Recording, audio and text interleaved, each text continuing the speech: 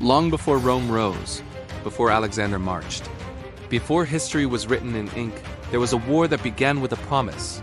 And a woman. This is the story of the Trojan War, the spark of fate.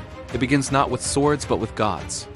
At a divine wedding feast, the goddess Eris, embodiment of chaos, throws a golden apple into the crowd. Inscribed upon it are the words, "To the fairest." 3 goddesses claim it, Hera, Athena, and Aphrodite.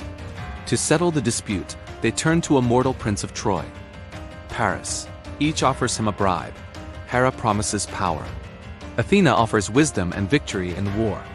Aphrodite offers the love of the most beautiful woman in the world. Paris chooses love, and that choice seals Troy's fate. The woman is Helen, wife of the Greek king Menelaus of Sparta. Paris sails to Sparta and leaves with Helen. Whether she went willingly or was taken remains debated. But to the Greeks, it is an unforgivable insult. The gathering of kings, Menelaus calls upon his brother, Agamemnon, king of Mycenae. Together, they summon the greatest warriors of Greece. Odysseus, the cunning king of Ithaca. Ajax, towering and unstoppable, and the deadliest of them all, Achilles. 1,000 ships sail across the Aegean Sea. Their destination, Troy, 10 years of blood. Troy is no easy prize. Its walls are massive built, legend says, by the gods themselves. For nearly 10 years, the Greeks lay siege to the city. Battles rage across the plains before its gates. Heroes rise and fall. Achilles becomes a living nightmare to the Trojan swift, unstoppable, nearly invincible. Yet pride becomes his weakness. When Agamemnon dishonors him, Achilles refuses to fight. Without their greatest warrior, Greek momentum collapses. The Trojans push back. Leading them is Hector, noble prince of Troy. Unlike many heroes, Hector fights not for glory, but for his family and his city. He is disciplined, honorable, and beloved. The fall of heroes. In Achilles' absence, tragedy strikes. His closest companion, Patroclus, enters battle wearing Achilles' armor to inspire the Greeks. He fights bravely. But Hector kills him. When Achilles learns of Patroclus' death, grief turns to fury. He returns to battle with unstoppable rage. The 2 champions meet outside the walls of Troy.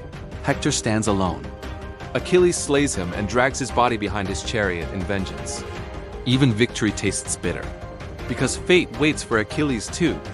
The prophecy fulfilled. Achilles was said to be invulnerable except for one place, his heel.